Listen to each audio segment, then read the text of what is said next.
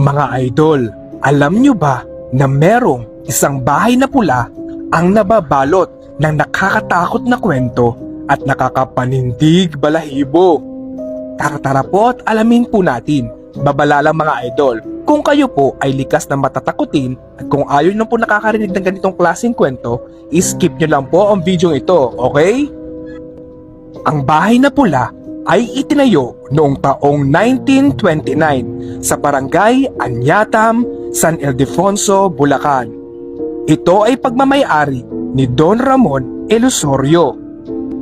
Bakit nga ba tinawag na bahay pula ang bahay na ito? Simple lang mga idol, dahil po sa kulay ng bahay na ito na kulay dugo. After makalipas ang 10 taon, dito na po nagsimula ang World War II. Ang World War II ay nagsimula noong taong 1939 na kung saan ang nasabi kong bahay na pula ay ginawa ng mga Hapon itong headquarters o kung saan dito po sila tumira ng napakahabang panahon. Alam nyo ba mga idol na marami pong nangyari sa loob ng bahay na pula? Dito po nila ginagawa ang karumal-dumal na pagpaslang sa ating kapwang Pilipino. At alam nyo ba mga idol na saksi ang bahay na pula sa mga naganap na kahalayan ng mga Hapon sa mga babaeng Pilipino? At ito po ang tinatawag na mga comfort women na kung saan mga babaeng biktima ng mga sexual na kaharasan.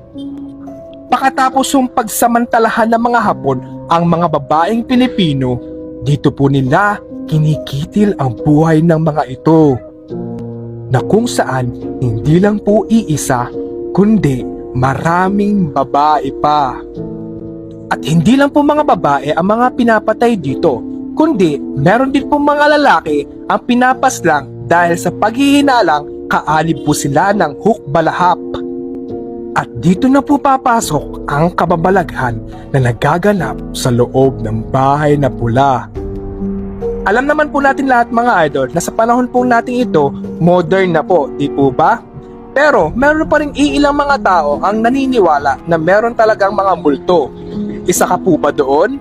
Sa paglipas po ng panahon, marami pong nagsasabi, lalo na't yung mga taong malapit po ang bahay doon sa bahay na pula, na meron daw po silang nakikitang mga kaluluwang gumagala tuwing gabi sa loob ng bahay na pula.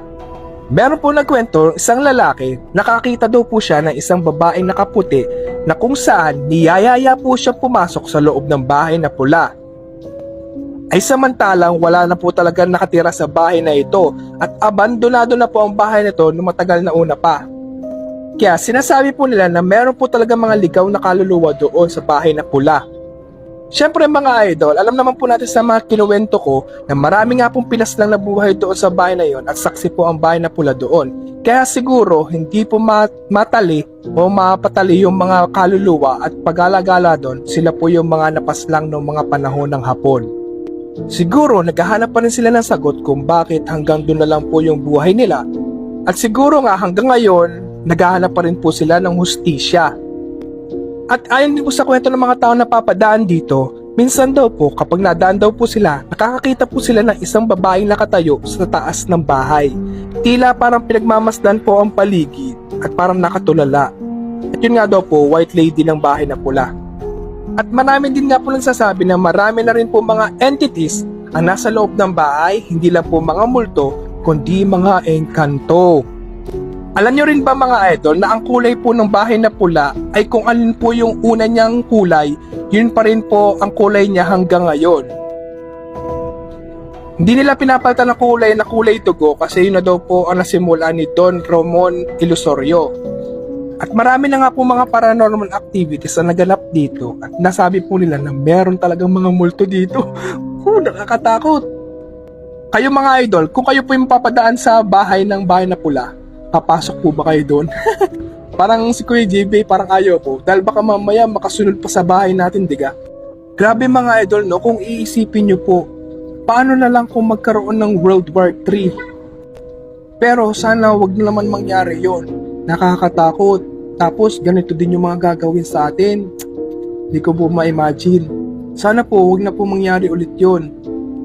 At alam nyo ba mga idol na meron pong 3 lola ang na-interview ng GMA na kung saan sila po yung mga nakasurvive noong mga panahon ng Hapon. At sila din po yung nakasurvive doon sa paghahali ng mga Hapon noong unang panahon.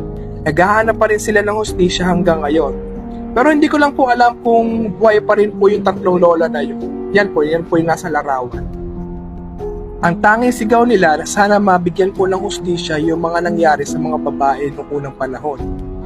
Dahil ang mga sinisigaw po talaga ng mga multo o yung mga nagpaparamdam dito, gusto po nila makamit yung hustisya. Pero kung iisipin nyo mga idol, no, sobrang tagal na po ito nangyari at nakalipas na po ang maraming taon at wala na rin po yung mga Hapon soldiers noon. So sa tingin ko makakamit lang po nila yung hustisya through prayers, sa pagdarasal na lang po natin. Kung hindi man po makamit nila ang hustisya, mapagdasal na lang po natin na makamit po nila ang kapayapaan ng kanilang kaluluwa. Yun.